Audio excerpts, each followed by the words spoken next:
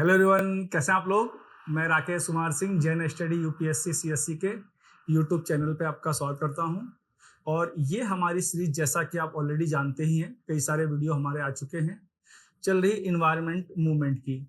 और इसमें जो आज की हमारी क्लास होगी, इंडिया में जितने भी इन्वायरमेंट या फिर फॉरेस्ट कंजर्वेशन मूवमेंट हुए, उससे जुड़े हुए टॉपिक को हम लोग डील करेंगे।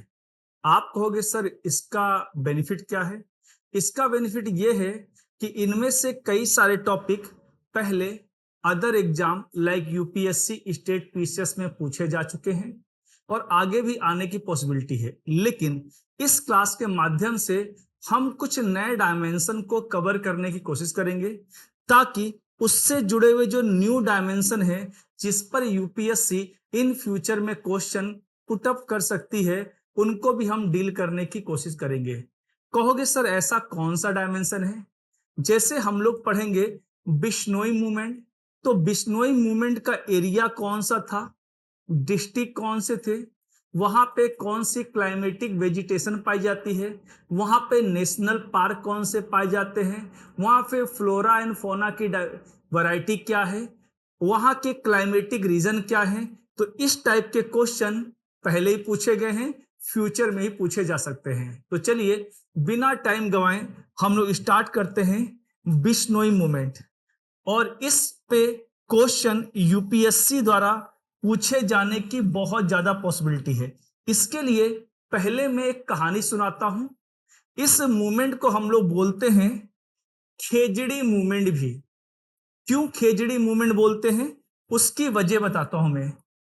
देखो, राजस्थान में एक जिला है जोधपुर, और ये कहानी है आज से 300 साल पहले की। आज से 300 साल पहले जोधपुर के इस एरिया के आसपास खेजाली नाम का गांव था।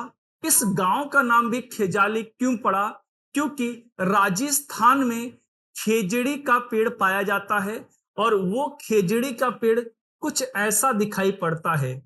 खेजड़ी का पेड़ राजस्थान का कल्चरल और हेरिटेज पेड़ भी कहा जाता है, बिकॉज ऑफ ये स्टेट का स्टेट ट्री भी है, यानी खेजड़ी का पेड़ राजस्थान का स्टेट ट्री भी है। अब इसके इतने बेनिफिट क्या हैं, पहले बेनिफिट समझेंगे, फिर हम इसको जोड़ने का प्रयास करेंगे। बेनिफिट यह है कि इस पेड़ की लकड़ी में कभी भी इंसेक्ट्स यानी कीड़े नहीं लगते, यानी ये लॉन्ग लास्टिंग होती है। इसकी जो छाल होती है यानी बार्क, जैसे आपने पढ़ा होगा रेन फॉरेस्ट में एक पेड़ पाया जाता है सिनकोना। सिनकोना पेड़ की जो छाल होती है, बार्क होती है, उससे बनती है कुनेन मेडिसिन। कुनेन दवा किसमें काम आती है, मलेरिया ट्रीटमेंट में। ऐसे ही खेजड़ी पेड़ की जो छाल होती है, बार्क होती है, वो काम आती है मेडिसिनल वैल्यू के रूप में। इस पेड़ की पत्तियों को वहां के जानवर खाते हैं। इस पेड़ के जो फल होता है उसे बीन्स बोलते हैं, वहां के लोग इसे सब्जी बना के खाते हैं। इसके अलावा इसका एक महाभारत के युग का भी एक रेफरेंस मिलता है कि जब पांडव 1 साल के लिए अज्ञातवास में थे, तो उन्होंने अपने हथियार इन्हीं खेजड़ी के पेड़ों में छुपाए थे। तो ये तो हो गया इसका हिस्टोरिकल बैकग्राउंड।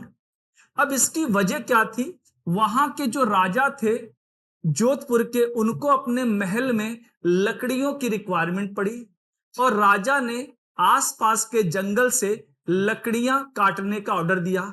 और राजा के सिपाही उसी गांव में पहुंचे जहां पे अमृता और उनका परिवार और उनके समाज के लोग रहते थे। राजा के सिपाही इस गांव में पहुंचे और उन्होंने राजा के आदेश को बताया और जंगल काटने की बात कही। लेकिन वो लोग इन जंगलों को काटने नहीं दे रहे थे और बोल रहे थे नहीं, ये पेड़ हमारा जीवन है। वो लोग इन पेड़ों से चिपक गए। आप कहोगे सर ये चिपको मूवमेंट पढ़ा रहे हैं क्या, तो मैं कहूंगा नहीं, थोड़ा ठहरिए, थोड़ा आप जल्दी में है। ये चिपको मूवमेंट नहीं है। यानी एक चीज और यहां पे जोड़ने वाली है, यानी जिस चिपको मूवमेंट को हम सुंदरलाल बहुगुणा, चंडी प्रसाद भट्ट और गौरा देवी के साथ जोड़ते हैं, वो 1973 का इवेंट है। और ये घटना कब की है, ये घटना है आज से 300 साल पहले, यानी 1720 में। यानी चिपको मूवमेंट से कई सौ साल पहले इंडिया में एक चिपको मूवमेंट हो चुका था। इस बारे में सुंदरलाल बहुगुणा ने अपने एक इंटरव्यू में बोला भी था कि मुझे चिपको मूवमेंट की प्रेरणा भी इसी बिश्नोई मूवमेंट से मिली। वो लोग यानी बिश्नोई समाज के लोग उन पेड़ों से चिपक गए, कहा हम इन पेड़ों को काटने नहीं देंगे। लेकिन राजा के सिपाही राजा के आदेश को मानने के लिए मजबूर थे। उन्होंने लोगों को मारना स्टार्ट किया और पेड़ों काटना। इस घटना में 366 लोगों की जान गई।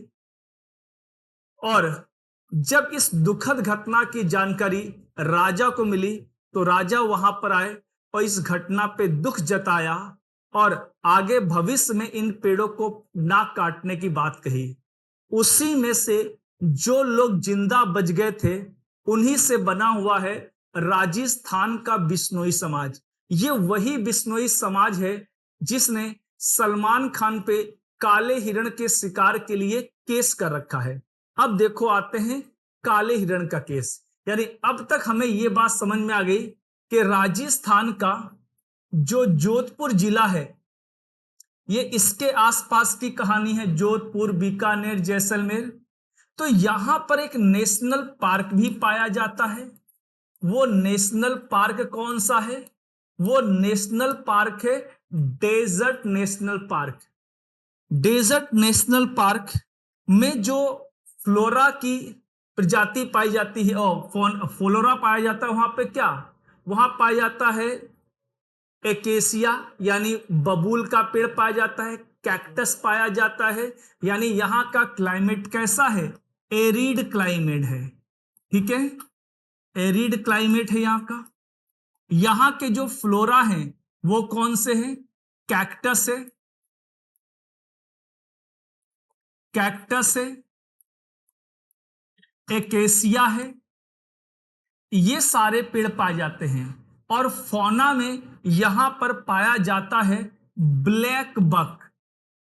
ब्लैक बक को सिंपल लैंग्वेज बोलें तो इसे काला हिरण बोलते हैं। इसी काले हिरण के शिकार में के केस में सलमान खान जेल में भी रहे थे। और यहीं पर पाया जाता है ग्रेट इंडियन बस्टर्ड, जिसके बारे में मैंने पहले ही आप लोग को बता रखा है। इसकी अलग से वीडियो पड़ी होगी, आप जाकर प्लेलिस्ट में देख सकते हैं। तो यहां पर हमें क्या पता लगा? डेजर्ट नेशनल पार्क पाया जाता है। यहां पर फ्लोरा में कैक्टस, एकेसिया ये सब पेड़ पाए जाते हैं, खेजड़ी का पेड़ पाया जाता है। यहां पे जो फौना में पाए जाते हैं आपके great Indian bustard, black buck पाए जाते हैं, ये सभी हो गया। तो इससे आपको क्या पता लगा? यहां का क्लाइमेटिक रीजन पूछ ले, यहां के एनिमल पूछ ले, यहां का प्लांट पूछ ले, यहां की सॉइल पूछ ले। अगर सॉइल पे बात करेंगे तो यहां पर सैंडी सॉइल होगी, ये पता लग गया। तो इन सभी बातों को हम जोड़कर पढ़ सकते हैं। अब आते हम इस कहानी पे। यहां पे जो कहानी है वो है protection of khejri tree from falling by the king's man. आ गया, देखो राजा के लोग, यही कहानी में समझाने का प्रयास कर रहा था। इसीलिए इस घटना में अमृता देवी बिश्नोई की भी जान चली गई थी। और इन्हीं पे गवर्नमेंट ऑफ इंडिया और राजस्थान सरकार ने एक अवार्ड भी अनाउंस कर रखा है, अमृता देवी बिश्नोई। ये क्या है? ये इन्वायरमेंट प्रोटेक्शन के लिए दिया जाता है अवार्ड। ठीक है, ये कैसा था? नॉन वायलेंस मूवमेंट था, जाहिर सी बात है। विलेजर जो थे, गांव के लोग, उन्होंने पेड़ों को पकड़ लिया, हक कर लिया। Early example of the eco consciousness and sacrifice for nature. ये बहुत अच्छा इंडिया में एक बहुत पुराना और हिस्टोरिकल एविडेंस है, जब पेड़ों को या नेचर को बचाने के लिए लोगों ने अपनी जान तक दे दी थी। ये मूवमेंट आपको होपफुली समझ में आ गया होगा। इससे जुड़ा हुआ एक मूवमेंट और है, उसे हम देखते हैं, उसे बोलते हैं चिपको मूवमेंट। इसलिए मैं जो मूवमेंट को रिलेट है उनको साथ के साथ डील कर ले रहा हूं। ये मूवमेंट चिपको मूवमेंट। अब देखो, इस मूवमेंट को बाद में पढ़ने का फायदा क्या मिला? जनरली हम पहले पढ़ लेते हैं चिपको, और हम बिश्नोई मूवमेंट को पढ़ते ही नहीं है। तो बिश्नोई मूवमेंट पढ़ने से आपको चिपको मूवमेंट का बैकग्राउंड पता लग गया कि ये कहां से लिया गया था। ये 1973 के आसपास की कहानी है, और ये उत्तराखंड का जो चमोली जिला है वहां पर एक गांव है रेनी विलेज। रेनी विलेज में ये मूवमेंट स्टार्ट हुआ था। इसमें जनरली जो लोग जानते हैं सुंदर लाल बहुगुणा का नाम जानते हैं, लेकिन इसमें दो लोग और थे। एक थे सुंदरलाल बहुगुणा थे ही, चंडी प्रसाद भट्ट, और लेडीज में थी गौरा देवी। तो गौरा देवी का नाम भी आप लोग ना भूलें, क्योंकि एग्जाम में यह पूछा जा सकता है। और इसमें भी पर्पस क्या था? लोगों ने यहां पर जो बड़ी बड़ी कंपनियां थी उन्होंने कमर्शियल बेसिस पर पेड़ों को काटना स्टार्ट कर दिया, और लोगों ने इसका विरोध किया, क्योंकि उनका जीवन और इकोसिस्टम और लाइवलीहुड सब कुछ इन्हीं जंगलों पर निर्भर था।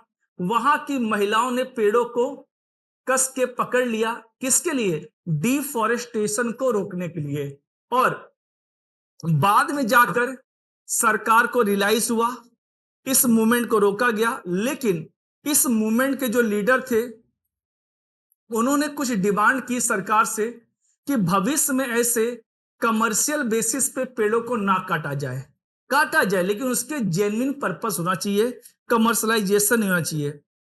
और जो यहाँ पे लोग रहते हैं उनको लोकल राइट दिया जाए, जो आगे चल के हम बात करेंगे।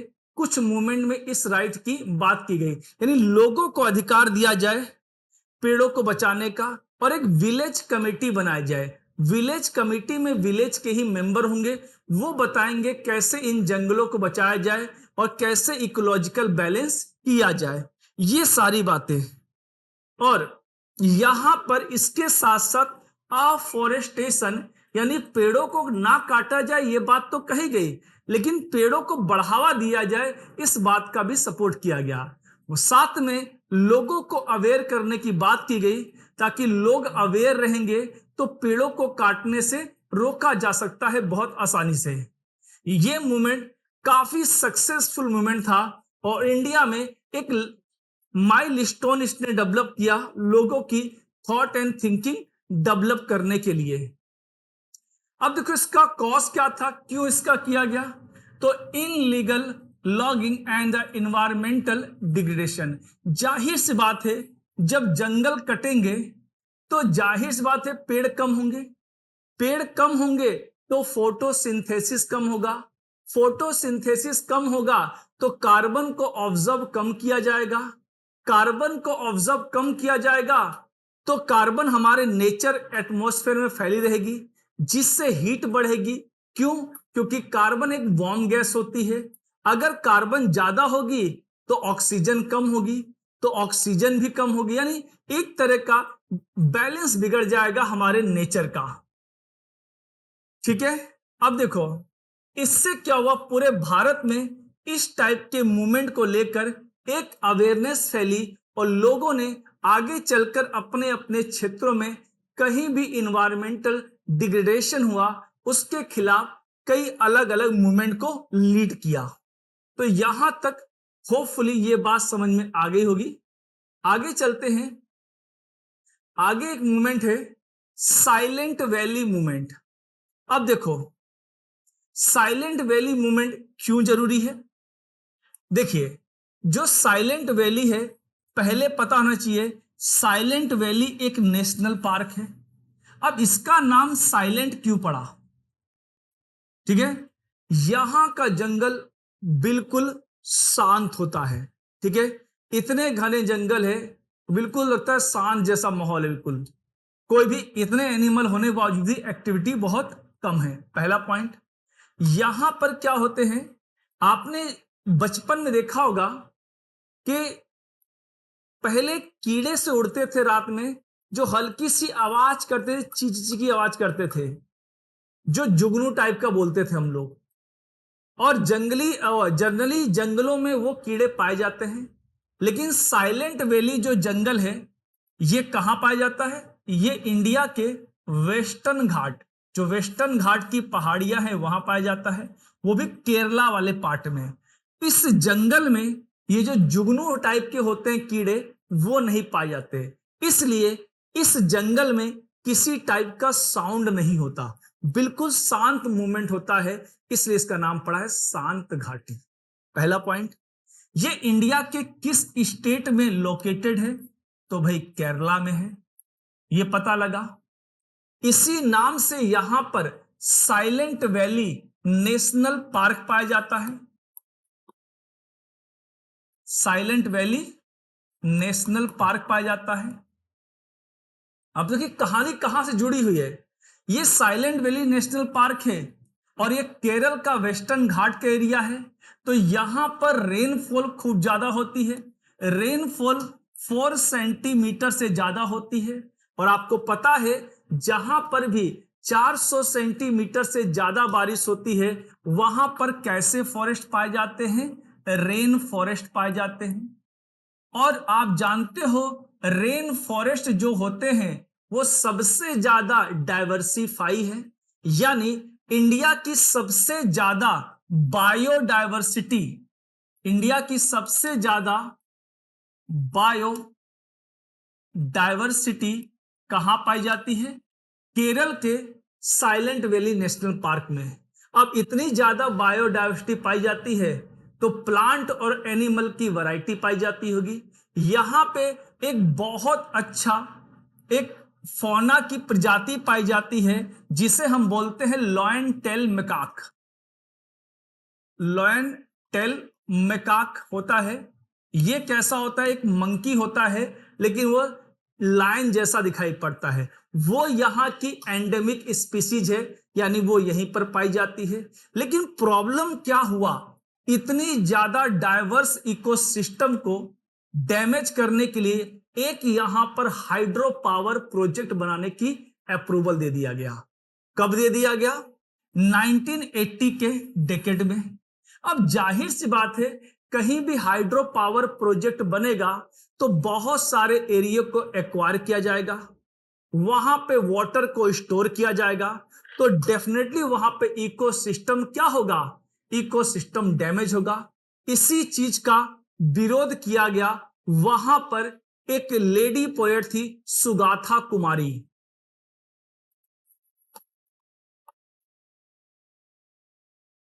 सुगाथा कुमारी द्वारा इसका विरोध किया गया। इसमें एक हमारे इंडिया के बहुत बड़े ऑर्निथोलॉजिस्ट यानी पक्षी विज्ञानी सलीम अली ने भी इसके मूवमेंट को सपोर्ट किया। सलीम अली ने। और थर्ड संस्था थी IUCN, इसने इस हाइड्रो पावर प्रोजेक्ट का विरोध किया। और यहां तक तो बात ठीक थी, इसके अगेंस्ट सुप्रीम कोर्ट में PIL भी चली गई। एक गवर्नमेंट पर कहते ना हर चीज का लीगल नहीं, एक मॉरल डैमेज भी किया था गवर्नमेंट पे, जिसे हम कहते हैं प्रेशर बनाना। यानी गवर्नमेंट को यह फील हो जाए कि नहीं मैं गलत कर रहा हूं, तो गवर्नमेंट कई बार कोर्ट के पहले ही अपने डिसीजन वापस लेती है।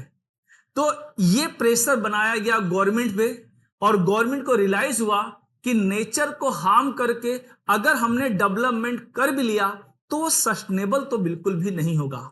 जैसा रिसेंट में आपने देखा होगा कि तेलंगाना के हैदराबाद के आसपास जो ग्रीन फॉरेस्ट को कट किया गया, जिन्हें ग्रीन लंग ऑफ तेलंगाना भी कहते हैं, कितनी ज्यादा वॉइस रेज हुई उसके अगेंस्ट, और अंत में तेलंगाना गवर्नमेंट को डिसीजन बैक करना पड़ा।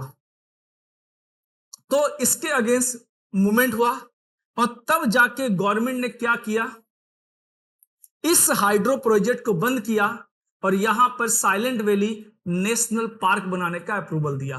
तो ये कहानी बताने का पर्पस क्या था? इस कहानी से आप कई सारी बातें यहां पर समझ गए कि यहां पे क्या बैकग्राउंड था पूरा। अब इससे कोई भी क्वेश्चन आएगा आप इजीली इनको हैंडल कर लेंगे। अब हम इसकी स्टोरी पढ़ लेते हैं। Protest against the hydro electricity project in silent valley, tropical evergreen forest जो मैंने वही बोला, जिसको रेन फॉरेस्ट भी कहते हैं, lead by environmentalist and the Kerala शस्त्र साहित्य परिषद। देखा गया वो पोएट, इसी समिति के पोएट थी सुगाथा कुमारी। इसका देखो आउटकम क्या हुआ, प्रोजेक्ट कैंसिल हो गया 1983 में, और फिर इस एरिया को साइलेंट वैली नेशनल पार्क के रूप में डिक्लेयर किया गया। सिग्निफिकेंस क्या था, conservation of the rare biodiversity. और ध्यान रखिए कभी एग्जाम में आ जाए कि इंडिया का सबसे ज्यादा बायोडाइवर्सिटी नेशनल पार्क कौन सा है, तो साइलेंट वैली। देखो यहां पे आ गया ना, यहां पे एंडेंजर्ड स्पीसीज पाई जाती है, लॉयन टेल मकाक। देखो आ गया ना, ये बोला था मैंने। ये सारे याद रखिएगा, इस पे क्वेश्चन यूपीएससी और स्टेट पीसीएस कहीं भी पूछे जा सकते हैं। ये हमने कर लिया। इसके बाद आते हैं टिहरी मूवमेंट। टिहरी मूवमेंट क्या था, आप जानते हो उत्तराखंड में जो एक डैम बना हुआ है टिहरी, आप लोग कमेंट बॉक्स में बताइएगा वो किस नदी बना हुआ है। मैं बता दे रहा हूं, बाकी जो वीडियो देखेंगे वो कमेंट में इसका आंसर जरूर करेंगे। भागीरथी और भिलंगना के संगम पे है। जब ये डैम बनाया गया तो उसका अपोज भी किया गया, किसके द्वारा, सुंदरलाल बहुगुणा द्वारा। लेकिन कई बार क्या होता है इंडिया में पॉलिटिकल लॉबी इतनी हावी होती है कि कई बार सही प्रयास भी लोग सपोर्ट नहीं करते हैं। लोगों को यह बताया गया कि इस प्रोजेक्ट से बहुत डेवलपमेंट होगा, उत्तराखंड का बहुत विकास होगा। मैं ये तो नहीं कहता कि उत्तराखंड का विकास नहीं हुआ, लेकिन मैं ये चीज बहुत जिम्मेदारी से बोल सकता हूं कि उस विकास की कीमत उत्तराखंड के लोग बहुत बुरे तरीके से चुका रहे हैं। आपको कैसे, जब ये डैम बन रहा था, इस डैम में इतना वाटर स्टोर किया गया कि इस पूरे उत्तराखंड का जो रॉक स्ट्रक्चर था वो डिस्टर्ब हो गया। उस रॉक स्ट्रक्चर के डिस्टर्ब होने का रिजल्ट क्या हुआ, आपने भी लास्ट ईयर न्यूज सुनी होगी कि उत्तराखंड के जोशी मठ में मकानों के अंदर क्रैक पड़ गया, तो वो इसी का है। आपने देखा होगा जब से टिहरी डैम बना है उत्तराखंड में अर्थक्वेक की फ्रीक्वेंसी बढ़ गई है। सेकेंड थिंग, अब इससे क्या होगा, फ्लड बहुत ज्यादा आने लगे हैं, वहां पे लैंडस्लाइड की घटनाएं बढ़ गई हैं। इससे बता रहा है कि जो फ्रजाइल इकोसिस्टम था उत्तराखंड का, उसको हमने कुछ थोड़े से इकोनॉमिकल बेनिफिट के लिए पूरी तरह डिग्रेड कर दिया है। और तो और जो इकोलॉजिस्ट हैं वो बताते हैं कि इन केस कभी भी यहां पर मेजर अर्थक्वेक आया और अगर टिहरी डैम टूट गया तो बिलीव कीजिए उत्तराखंड में कुछ नहीं तो 25 to 30% एरिया मेजरली इफेक्टेड होंगे, और उसके आसपास का जो टूटेगा तो जो पूरे इकोसिस्टम को फ्लैश आउट करेगा वो कितना डैमेज करने वाला है। तो इसलिए जिन्होंने भी इस मूवमेंट को लीड किया था, यानी उनकी बातें आज सही साबित होती प्रतीत हो रही हैं। आगे देखते हैं हम लोग इसमें क्यों किया गया था। टिहरी डैम के कंस्ट्रक्शन का विरोध किया गया था, भागीरथी रिवर बन रही है। दूसरा पॉइंट क्या, इस डैम को बनाने के लिए बहुत ज्यादा गांव को एक्वायर किया गया। प्रॉब्लम क्या है, गवर्नमेंट स्कीम में बुराई कुछ नहीं है, जो इनका रिहैबिलिटेशन प्रोसेस होता है इतना स्लो होता है कि आप बिलीव करोगे लोगों को कंपनसेशन पाने के लिए, अपनी जमीनों के ही मुआवजे पाने के लिए कई कई सालों का वेट करना पड़ जाता है। तो इस चक्कर में लोग अपनी जमीन देने को तैयार नहीं है। अब बहुत ध्यान सुनिएगा, सरकारें विकास करना तो चाहती हैं, लेकिन लोगों को वो कीमत देना नहीं चाहती जो उनको मिलनी चाहिए। आप कहोगे सर सरकार विकास करे तो हमें इसमें इतना कंट्रीब्यूशन करना चाहिए, तो मैं इसका बहुत छोटा सा एग्जांपल देता हूं।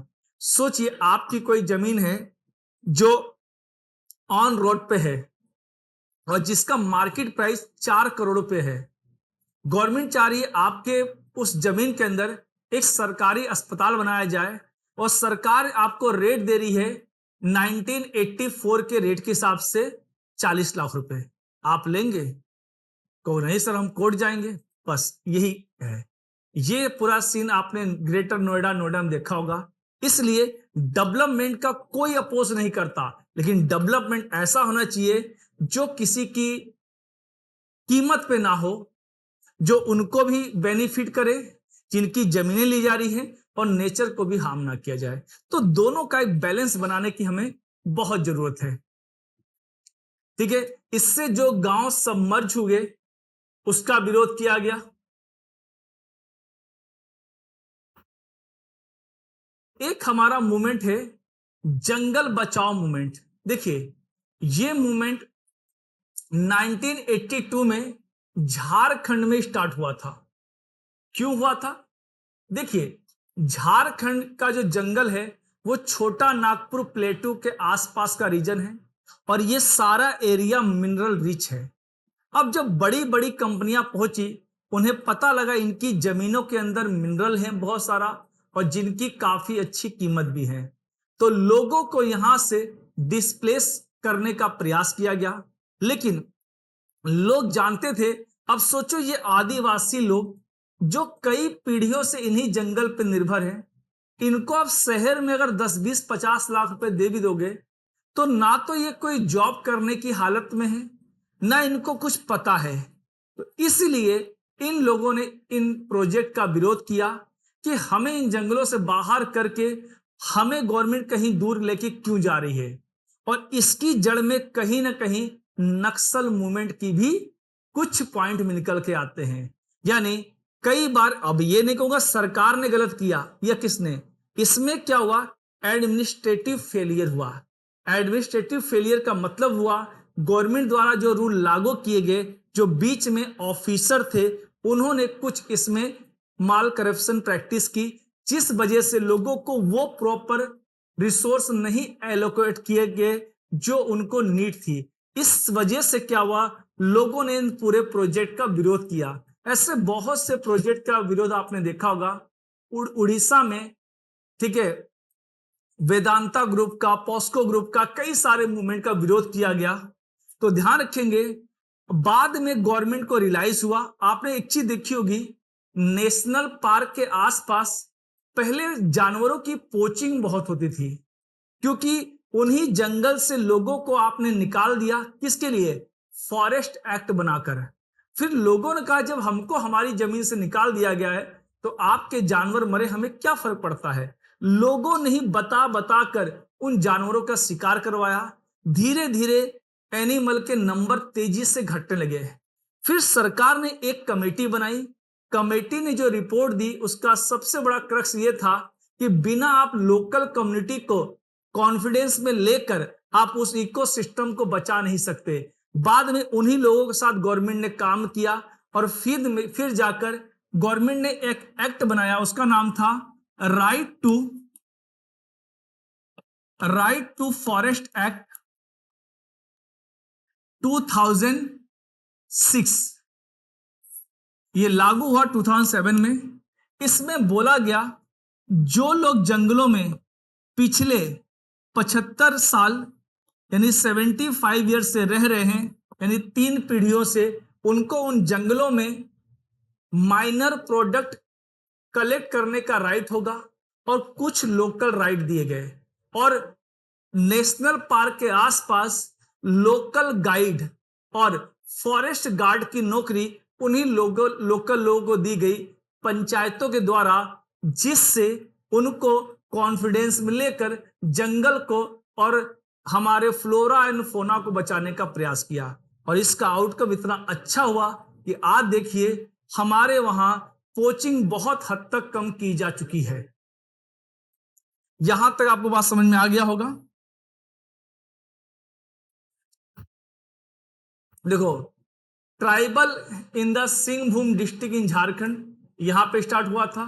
प्रोटेस्ट अगेंस्ट रिप्लेसिंग नेचुरल साल फॉरेस्ट विथ टिक प्लांटेशन, यानी जंगलों काटने का विरोध हुआ, क्योंकि जंगल को ही तो काट के मिनरल निकाले जाएंगे ना, इसीलिए जंगल बचाओ मूवमेंट स्टार्ट किया गया। देखो, right of the indigenous people and the forest conservation, आ गया ना, लोगों के राइट की बात कही गई। यहां तक बात समझ में आ गई होगी आप लोग को। एक आता है अपीको मूवमेंट। ये मूवमेंट भी सेम था जैसा चिपको मूवमेंट था, लगभग इसके फीचर सेम थे। 1983 में कर्नाटका में स्टार्ट हुआ था, देख रहे हैं। इसीलिए मैंने कहा था चिपको मूवमेंट ने या बिश्नोई मूवमेंट में इंडिया को बहुत सारे मूवमेंट इन्वायरमेंट को बचाने के लिए, लीड करने के लिए इंस्पायर किया या अवेयर किया। अपीको मूवमेंट के जो लीडर थे they were inspired by Chipko movement. Leader थे पांडुरंग हेगड़े। इनका मेथड क्या था? Villager hugged tree to oppose commercial logging in the western Ghat, यानी पेड़ों को व्यापारिक स्तर पे काटने का विरोध किया गया। यानी कमर्शियल पर्पस से पेड़ों को मत काटिए, क्योंकि ये हमारे हेरिटेज और नेचुरल रिसोर्स हैं।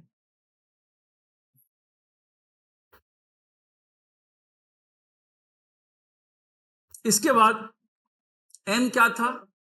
Conserve the forest and the promote afforestation and environmental education, यानी जंगल तो ना काटा जाए, लेकिन जंगलों को बढ़ाने के लिए बढ़ावा दिया जाए, इन्वायरमेंट को लेकर लोगों को अवेयर किया जाए। और इसका बहुत अच्छा माध्यम है यूपीएससी। आप इसको इंटरव्यू में यूज कर सकते हैं कि इन्वायरमेंट पढ़ने का फायदा क्या होगा कि आप एज ए डिस्ट्रिक्ट कलेक्टर जब जाएंगे तो आप अच्छे से लोगों को अवेयर कर पाएंगे, क्योंकि ये सारे मूवमेंट की हिस्ट्री आपके पास होगी। लोकल लोगों को कैसे कॉन्फिडेंस में लेना है, राइट आपके पास ऑलरेडी होगा।